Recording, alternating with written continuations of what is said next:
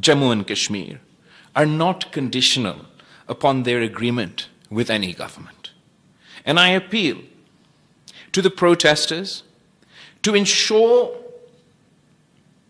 that their activity is peaceful and to cooperate in creating the space required for immediate and meaningful political negotiations. This appeal is not a request for surrender or silence. It is an appeal to save lives while pursuing a just political settlement. Pakistan's relationship with the people of Kashmir must be founded upon consent, dignity, democratic rights, and mutual respect. At this grave moment, our first responsibility is to prevent further bloodshed and restore trust through verifiable actions. So I therefore appeal to the protesters to suspend its activity and sit-ins and long marches once agreement has been reached on the formation of such a commission. Correspondingly, the authorities and the government should refrain from further measures pending the outcome of such a Truth and Reconciliation Commission. If this proposal is acceptable to the government of Pakistan, if this proposal is acceptable to the government of Azad Kashmir, if this proposal is acceptable to the protesters, and if and only if all parties are willing to accept such a proposal, then of course the Pakistan People's Party is ready to play its part to help resolve the current crisis in the best interest of the people of Kashmir. मैंने डर साहब से भी बात किया है और उन्होंने भी मुझे यकीन दिलाई है कि वज़ीर आज़म साहब से बात करके मेरे इस तजवीज़ के बारे में he will get back to me. तो उस कॉन्टेक्स्ट में मैं इंतज़ार कर रहा हूँ. हम अपने जो मौक़िफ़ है या अपना जो हल है, हम किसी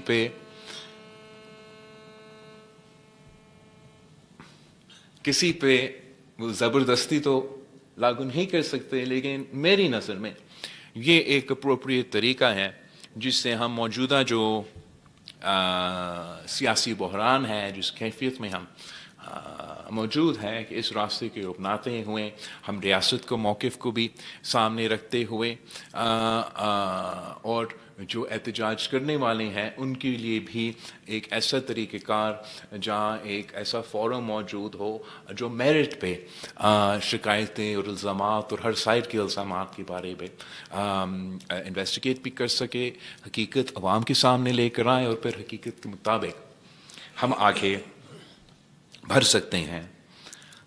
इसके मौजूदा हालात में इलेक्शन आज़ाद कश्मीर में लड़ना मुश्किल तो ज़रूर है, लेकिन पाकिस्तान पीपल्स पार्टी कभी इलेक्शन से पीछे नहीं हटती. हम जानते हैं कि शायद कुछ लोग सोच रहे थे कि पाकिस्तान पीपल्स पार्टी अब जीबी में भी जीत के आए हैं और उनका सोच ये था कि अगर हालात ऐसे होंगे तो पाकिस्तान पीपल्स पार्टी की क़यादत उस तरीके से कैंपेन नहीं कर सकेंगे जैसे गिलगित बल्तिस्तान में कैंपेन किया. लेकिन ये तो उनका गलतफहमी है. मैं यहाँ हूँ, कहीं नहीं जा रहा हूँ. उम्मीद है कि मसला हल हो, लेकिन हल हो या ना हो, मैं अपने कश्मीरी अवाम के साथ रहूँगा. पाकिस्तान पीपल्स पार्टी के कारकुन के साथ, आप मेरे ओहदेदारों के साथ, और इलेक्शन तक हमारा साथ है. और इंशाअल्लाह ताला इलेक्शन के बाद हम मिल के हुकूमत भी बनाएंगे और तमाम हालात को हम संभालते रहेंगे. ये बहरान जो है, ये क्राइसिस जो है, ये आज के नहीं. एंड आई थिंक इनके मल्टीपल फैक्टर्स है. एक तो आर्ग्यूमेंट ये ज़रूर है कि ये तो एक मैन मेड क्राइसिस है, ये कोई गैर सियासी हैंडलिंग की वजह से और गैर नामुनासिब بیانات کی وجہ سے یہ کرائسس اس پوزیشن پہ آیا ہے. اور میں بالکل سمجھتا ہوں کہ دس از فیڈرل منسٹرز میڈ کرائسس. انہی نے اب اس کا ایسے کردار ادا کرنا ہے جس سے ہم سب راستہ نکال سکیں. لیکن underneath there are definitely endemic issues that need to be addressed. میں ابھی الیکشن جیت کے آیا ہوں گلگت بلتستان میں, اور گلگت بلتستان میں اپنے جو منشور ہیں, اپنا جو موقف ہے, اپنا جو نظریہ ہے, کسی جیک کمیٹی کا ہونے سے پہلے, یہ تو 2022-23 میں, تو 2020 میں 2019 میں اس سے پہلے جو منشور بنا 2020 کے گلگت بلتستان کے الیکشن سے, میرا پاکستان پیپلز پارٹی کا نعرہ ہے کہ حق حاکمیت, حق ملکیت, حق روزگار. شاید دوسروں کا زیادہ ایکسٹریم انٹرپریٹیشنز ہیں, پاکستان پیپلز پارٹی کا اپنا نظریہ ہے, اپنا منشور ہے. گلگت بلتستان کا کانٹیکس تو اپنی جگہ, ان کا اپنا ہی جد و جہد ہے اور اپنا ایک طویل جد و جہد ہے.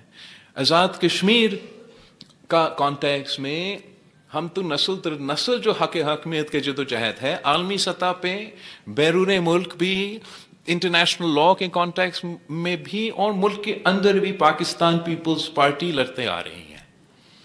ہم نے جو عالمی سطح پہ حق حاکمیت کا جد و جہد, آزاد کشمیر کا, مقبوضہ کشمیر کا مل کے جو جد و جہد ہم لڑ رہے ہیں جموں اینڈ کشمیر کے لیے, وہ رائے شماری کی صورت میں, وہ سیلف ڈٹرمنیشن کی جد و جہد کی, رائٹ ٹو سیلف ڈٹرمنیشن کی جد و جہد کی صورت میں, وہ جد و جہد قائد عوام شہید ذوالفقار علی بھٹو نے لڑا بحیثیت آپ کا وزیر اعظم, بحیثیت آپ کا وزیر خارجہ.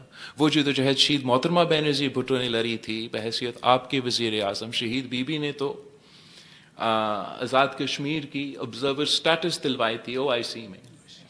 قائد عوام نے, جیسے یاسین صاحب کہہ رہا تھا, پاکستان کے اندر یہ صدارتی نظام اور جوائنٹ سیکرٹری کے نیچے جو آزاد کشمیر چلتا تھا, وہ نظام ختم کر کے آپ کو پارلیمانی نظام دے دی, اور جو آپ کے حق حاکمیت کا پاکستان کے اندر کا جد و جہد, اس کا بھی قیادت قائد عوام شہید ذوالفقار علی بھٹو, اور عالمی سطح پر کشمیر کے حق حاکمیت کے جد و جہد, اس کا بھی قیادت قائد عوام شہید ذوالفقار علی بھٹو نے کی ہے. اب موجودہ صورتحال میں ہم ایک انچ پیچھے ہٹنے کے لیے تیار نہیں جہاں تک آپ کا عالمی سطح کا جد و جہد ہے.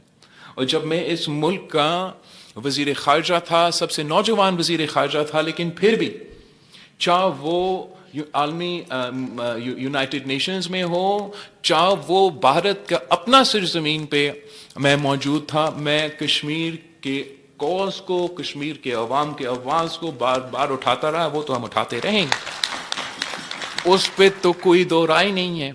اس پہ تو ہم سب کو ایک پیج پہ ہونا چاہیے, اور ایک طریقے سے اور ایک انداز سے اپنا آواز اٹھانا چاہیے, اور حوصلہ اور ہمت دلوانا چاہیے ہمارے کشمیری بہن بھائی جو LOC کو اس طرف جد و جہد کر رہے ہیں. پاکستان زندہ باد کا نعرہ لگاتے ہوئے شہید ہو جاتے ہیں تو پھر پاکستان کے جندہ میں دفن ہو جاتے ہیں.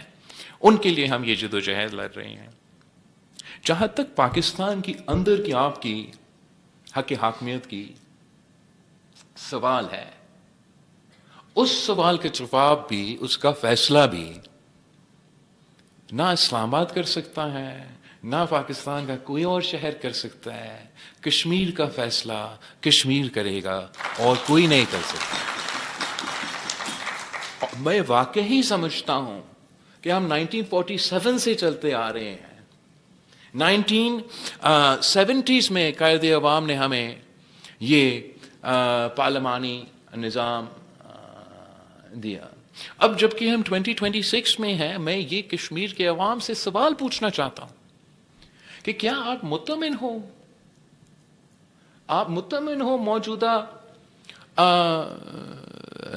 جس انداز سے ہمارا ریاست کے اندر ریاست پاکستان کے ساتھ جو ریاست آزاد کشمیر کا تعلقات ہیں, اگر آپ مطمئن ہو, اگر آپ کہتے ہیں کہ ایسے ہیں تو ایسے ہم خوش ہیں اور ہم چاہتے ہیں کہ ایسے ہی رہے, تو سرانکوں پہ یا آپ کا حکم، آپ کا فیصلہ. لیکن اگر آپ کا فیصلہ یہ ہے کہ ہمیں اپنا عالمی جدوجہد کو کوئی نقصان پہنچائے بغیر، اگر ایسا کوئی طریقہ ہے، ایسا کوئی راستہ ہے کہ آپ مزید حقوق آزاد کشمیر کے عوام کو دلوا سکتے ہیں، جس پہ وہ سیاسی طور پہ، معاشی طور پہ اور انتظامی طور پہ مزید مضبوط ہو جائے، اور وہ کسی وفاقی آزاد کشمیر کی وزارت کے پیچھے یا وزیر اعظم کے پیچھے پھرنے کے بجائے، اس چیز کے انتظار کرنے کے بجائے کہ میں نیشنل اسمبلی پہنچوں گا اور اس دن کشمیر کا ٹاپک آئے گا، کہ وہ خود اپنے مستقبل کے فیصلے کرے، وہ خود اپنا قسمت کے فیصلے کرے. تو میرے نقطۂ نظر طریقہ کار موجود ہے جہاں آپ عالمی سطح کا آپ کا جو جدوجہد ہے اس کا تحفظ اپنی جگہ، مگر ملک کے اندر جو آزاد کشمیر کے انتظامی، سیاسی اور معاشی حقوق کے بارے میں اصلاحات کی ضرورت ہے. وہ اصلاحات کیا ہوں گے؟ میرے خیال میں ایک الیکشن کے بعد ایک کانسٹیٹیوشنل کنونشن لایا جا سکتا ہے. اس کانسٹیٹیوشنل کنونشن میں یہ سوال رکھا جا سکتا ہے کہ کیا مزید اصلاحات کی ضرورت ہے. شروع ہم اگر کرتے ہیں یہ جو رہ گیا ایشو ریزرو سیٹس کے بارے میں، آپ فیصلہ کریں. دوسرے کچھ لوگ سمجھتے ہیں کہ نہیں، یہ بہت ضروری ہے اور ایسا ہی رہے. میں پاکستان پیپلز اس پوزیشن کا، ہم نے تو ماضی میں الیکشنز میں اس کا نقصان بھی اٹھایا ہے. پچھلے الیکشن جو یاسین صاحب کہہ رہا تھا، جہاں پاکستان پیپلز پارٹی اپوزیشن میں، وفاق میں پی ٹی آئی کی حکومت، آزاد کشمیر میں نون لیگ کی حکومت، اس کے باوجود ہم 13 سیٹیں لے کر آئے، اور وہ 13 سیٹس، ان 13 سیٹس میں سے 12 سیٹیں تو آپ نے لے کے دی مجھے. اب obviously پی ٹی آئی کا دور تھا، سلیکٹ ہی کرنا تھا انہوں نے حکومت، الیکٹ ہی نہیں. تو وہ ان کا اپنا حکومت قائم کرنے میں وہ ریفیوجی سیٹس کا بہت بڑا کردار تھا. لیکن پاکستان پیپلز پارٹی نے کبھی اس پہ اس انداز سے یا کوئی اعتراض نہیں کیا. جبکہ اب خود آپ اس پہ سوال کر رہے ہیں تو بالکل میں کسی کا بلیک مین ہونے کے لیے تیار ہوں. کوئی بندوق کے زور پہ یا دھرنا کے زور پہ نہ آئین ترمیم ہو جاتا ہے، نہ ہم ڈکٹیشن کل ماننے کے لیے تیار تھے، نہ آج ماننے کے لیے تیار ہے، لیکن ڈبیٹ کرنے کے لیے تیار. آپ آئے کنونشنل کانسٹیٹیوشنل کنونشن میں آئے، آپ اپنا موقف دے. میرا نظر میں ہم جو ہمارے مہاجرین کے نمائندے ہیں، ان کا وہ ووٹ کا بھی ہم تحفظ کر سکتے ہیں، ان کا نمائندگی کا تحفظ بھی کر سکتے ہیں، اور ساتھ ساتھ اس چیز کا انشور بھی کر سکتے ہیں کہ کشمیر کا فیصلہ تو کشمیر ہی کرے. کوئی اور ملک نہیں، کوئی اور صوبہ نہیں، کوئی اور علاقہ نہیں جو یہ برداشت کرے کہ سندھ کا الیکشن ہو 12 سیٹیں، پنجاب میں الیکشن ہو. وہ تو آپ، مجھے نہیں پتا آپ لوگ نے اتنا دیر کیسے برداشت کیا.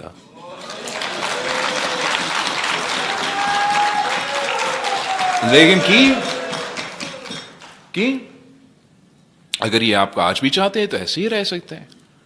کہ یہ ممکن، کیا یہ بھارت میں، مجھے نہیں پتا، آپ بتائیں ایسے ہوتا ہے کیا؟ جب مقبوضہ کشمیر ان کا سو کالڈ الیکشنز ہوتے ہیں، کیا راجستھان میں اور گجرات میں اور نیو دہلی میں یا کہیں اور کوئی الیکشن ہوتا ہے؟